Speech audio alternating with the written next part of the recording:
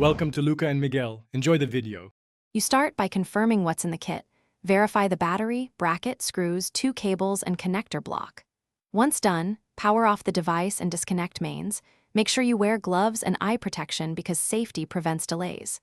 Unpack parts onto a clean surface. Position the battery and bracket within arm's reach and clear a 0.5-meter workspace. Then remove any existing cover and locate the mounting points. This is where you begin installation immediately, so keep tools nearby and stay focused. You now mount the bracket and secure the battery. Align holes and thread the supplied screws until snug, making note of any torque spec in the guide. Once positioned, connect the positive cable first.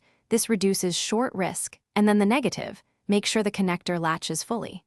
Route cables along chassis paths, keep them away from heat sources and moving parts, and secure with clips or zip ties.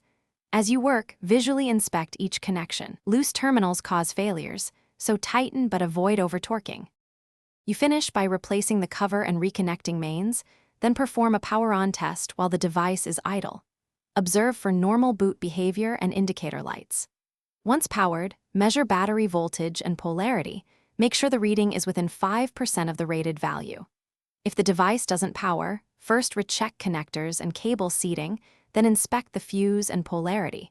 One common fix is a partially inserted connector, so reseat it and retry. If problems persist, consult the guide or support.